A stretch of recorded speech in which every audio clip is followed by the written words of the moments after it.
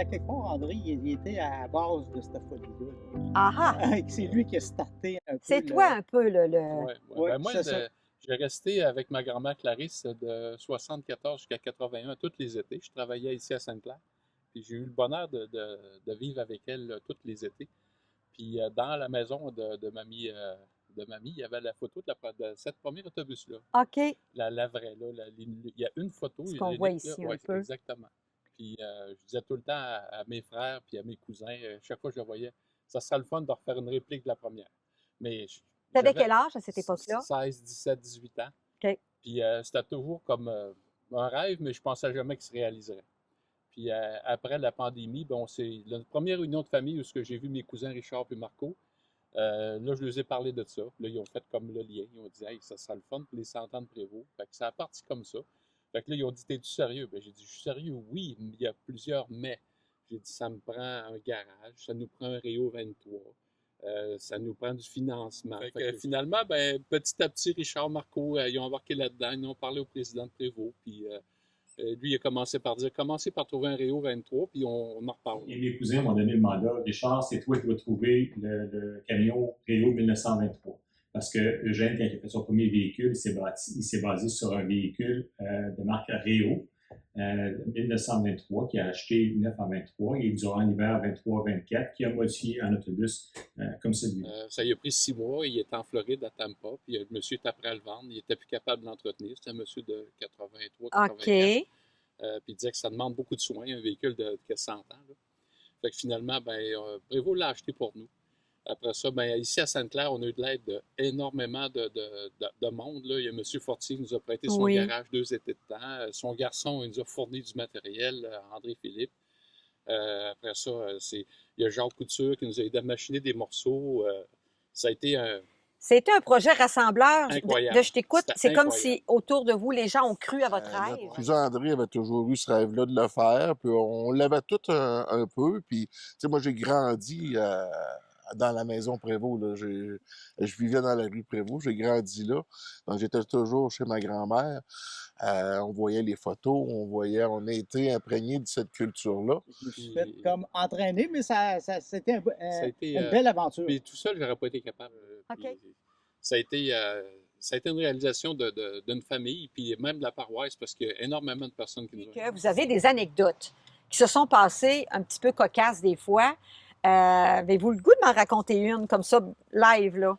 Oui, moi, j'en ai eu plusieurs, dans le sens que aussitôt Pour que j'avais écrire un un livre. problème, aussitôt que j'avais un problème, ça prenait 15 minutes, puis il arrivait quelque chose que c'était réglé. Là. Puis c'était incroyable. Là. Je me dis des fois que Jeanne nous a aidés. C'est sérieux, c'est incroyable. Là. Il y a même une fois, quand j'ai fait le design pour ouvrir les portes, là, j'avais des problèmes. C'est que c'était tellement dur de fermer les portes puis de relever la marche que je cassais des câbles Téléflex. Puis là, écoute, il y avait plein de monde dans le garage, ça jasait, puis il venait voir l'autobus, puis moi, je faisais juste penser à ça. Puis au même moment, Jacques Couture est arrivé. Puis là, je dis à Jacques, viens ici, parce que j'étais un gars qui a beaucoup, beaucoup d'idées, beaucoup d'expérience. Puis finalement, il s'est couché en dessous avec moi, puis il regardait ça, il dit, André, il dit, mets-toi un ressort comme une porte de garage, puis il dit, ça va être aussi dur à ouvrir qu'à fermer, mais il dit qu'on ne sera plus de câble. Là, j'ai fait comme, c'est sûr. Il n'y a pas une anecdote au niveau des bancs aussi? Ah, les bancs, ça, c'est Jacques. Jacques? Moi, j'avais pas le temps, puis c'est Jacques et ma femme Francine qui ont... On savait pas à l'intérieur comment ce qui était fait. Fait que Jacques est parti avec son camion, il est venu à la maison Prévost. Ici, il a amené un paquet de chaises, des chaises comme ça. Là. Puis ils sont mis à faire des tests dans l'autobus pour voir comment est-ce qu'il pouvait asseoir le monde. Combien de personnes qu'on embarquait si on les assoyait face à l'avant de l'autobus, puis ça fonctionnait pas. Ça ne marchait pas du tout. Là. C'est Jacques et Francine qui ont fait ça un après-midi de temps. Oui. Ah, vous avez fait des tests. Ça, à quelque part, là, René, quand il a écrit le livre, là, il nous a fourni un paquet d'informations.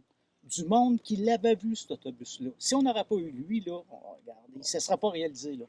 Fait que là, à partir de là, nous autres, on avait des faits vécus. Sauf l'intérieur. L'intérieur, on ne le savait pas. Les bancs sont dans quel sens? Puis on n'avait aucune idée.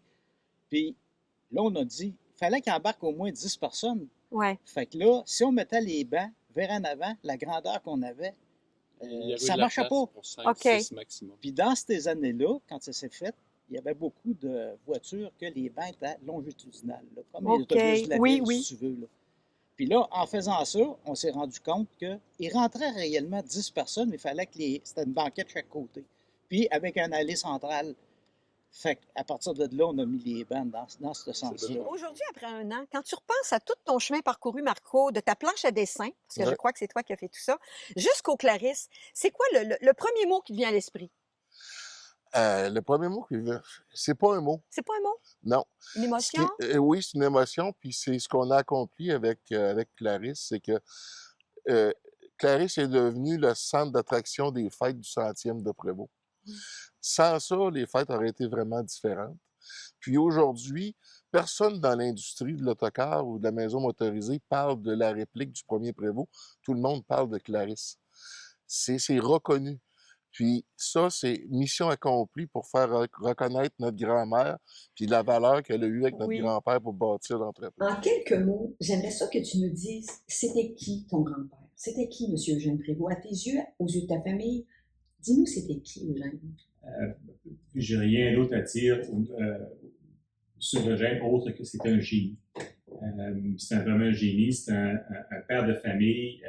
Pour sa famille, c'était un génie au niveau créativité. Il a créé plein de machinerie. C'est un fonceur.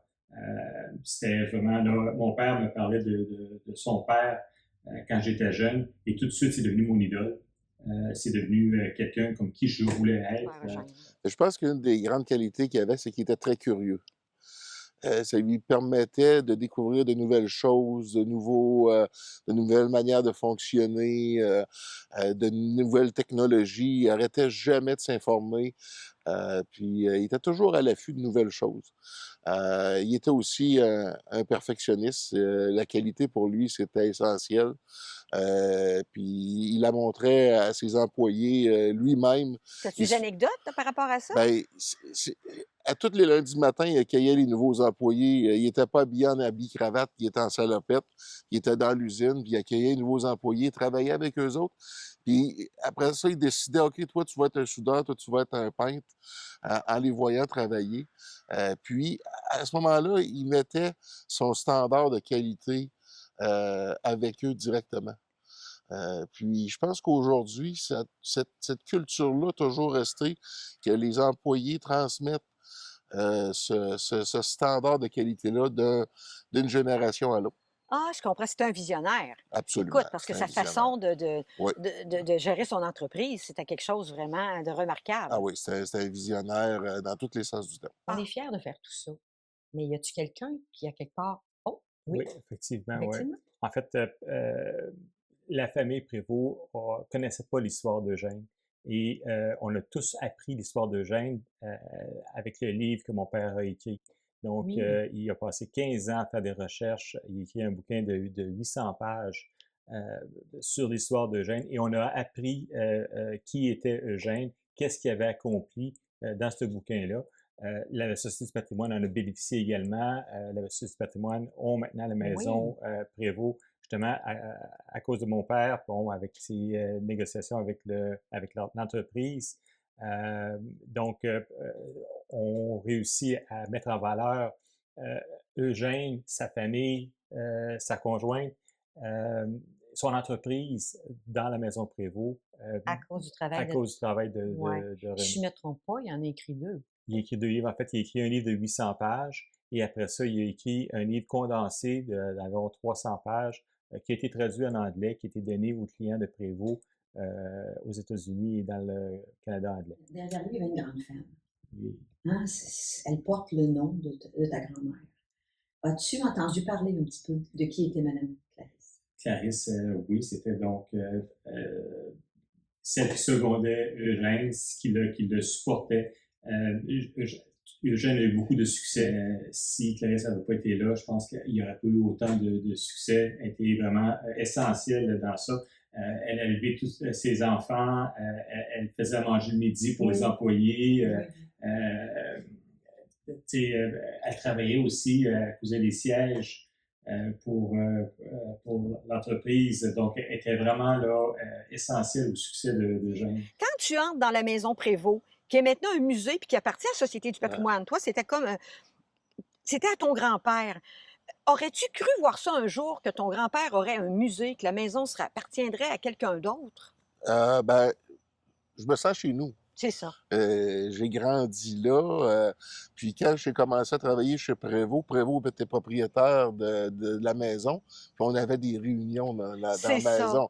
Donc, j'ai travaillé dans cette maison, j'ai vécu dans cette maison-là, j'ai travaillé.